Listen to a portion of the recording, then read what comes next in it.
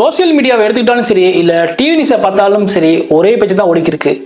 முதலமைச்சர் கவர்னர் மோதல், இல்லைன்னா கவர்னர் வெளிநடப்பு அப்படின்னு. இதை பார்க்குற சாமானிய மக்களுக்கு ஒரே குழப்பமா இருக்கும். ஏன்பா அவங்க 2 பேரும் சண்டை போட்டுக்கிறாங்க, ஆனா உண்மையிலே யாருக்கு தான் அதிகாரம் இருக்கு அப்படின்னு ஒரே குழப்பமா இருக்கும். ஆனா அவங்க என்ன சண்டை போட்டுக்கிட்டாங்க அப்படிங்கிறதுக்கு அந்த அரசியலுக்குள்ள போவேனா. ஆனா முதலமைச்சருக்கும் ஆளுநருக்கும் என்ன வித்தியாசம், இருவருக்கு என்ன அதிகாரங்கள் அப்படின்னு சாமானிய மக்களும் புரியுற மாதிரி எளிமையா பேசுறோம். வாங்க. அஸ்ஸலாமு அலைக்கும். நான் உங்கள் அப்துல் ஹமீத். முதல்ல முதலமைச்சருடைய வேலை என்னன்னு பார்த்துருவோம். முதலமைச்சர் அவருடைய டீம் கிரிக்கெட் கேப்டன் மாதிரி நினைச்சுக்கோங்க. அவர் தான் எல்லா முடிவும் எடுப்பாரு. யாரை பேட் பண்ண வைக்கலாம், யாரை ஃபீல்டிங்ல நிப்பாட்டலாம், யாரை பால் போட வைக்கலாம் அப்படின்னு.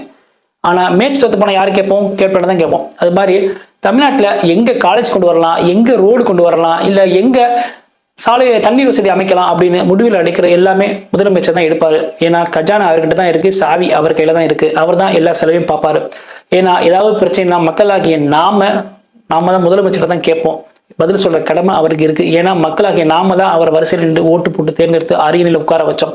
பதில் சொல்ற உரிமை அவர் கண்டிப்பா இருக்கு. ஒருவேளை அவர் செய்யலைன்னா அடுத்த முறை ஓட்டு கேட்க வரும்போது நம்ம திருப்பி அனுப்பினோம், உங்களுக்கு ஒரு பயம் இருக்கும். ஆளுநரை பத்தி பார்ப்போம். ஆளுநர் அவர்களுக்கு என்ன வேலை? அவர் கிரிக்கெட்ல இருக்கிற அம்பையர் மாதிரி. அவர் இறங்கி பேட் பண்ண மாட்டாரு, ஃபீல் பண்ண மாட்டாரு, பால் போட மாட்டாரு. அவருடைய வேலை என்னவா இருக்கும்?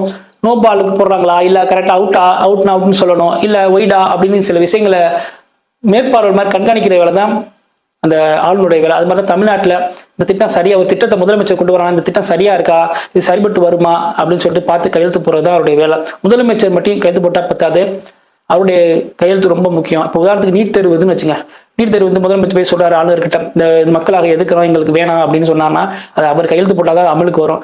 ஒருவேளை இல்ல இது மத்தியில் நான் கேட்டு சொல்லணும், நானா முடிவு எடுக்க முடியாது அப்படின்னு சொல்லி இழுத்தடிச்சுக்கிட்டே இருந்தாங்கன்னா இதான் இதுக்குள்ள ஒரு மோதல் நடக்கும். முக்கியமா தமிழ்நாட்டில் நல்ல விஷயம் நடக்கிற மாதிரி 2 பேரோட முடிவு ரொம்ப முக்கியம். அதான் இது அப்பா மகன் சண்டை மாதிரி தான். அப்பா சொல்லுவாரு, மைண்ட் சொல்லுவாரு, இந்த இடத்துல கடை வரணும் தான் நல்லா இருக்கும். இல்லை அப்பா சொல்லல வேணாம், இங்கே இருந்தால் நல்லா இருக்காது, வேற இடத்துக்கு கொண்டு போவோம், இப்படி வாக்குவாதம் வரும்ல. அது மாதிரி தான் ஆளுநருக்கு முதலமைச்சர் கிடைக்கிற வாக்குவாதம்லாம். மக்களாக யாராவது நம்ம ஏதாவது பிரச்சனை நம்ம நேரடியாக வந்து முதலமைச்சர் தான் கேள்வி கேட்போம். அது மாதிரி ஆளுநர் வந்து ஜனாதிபதிகிட்ட பதில் சொல்லணும். இதுதான் இருவருக்குள்ள நடக்கிற முக்கியமான பிரச்சனை. இதை எளிமையாக புரிஞ்சுக்க நம்புறேன். ரொம்ப டீப்பாக போல, இது ஒரு சாமானிய மக்களும் புரியுற மாதிரி எளிமையாக பேசியிருக்கேன். இந்த தகவல் பிடிச்சிருந்தா லைக் பண்ணுங்க, ஷேர் பண்ணுங்க. நன்றி.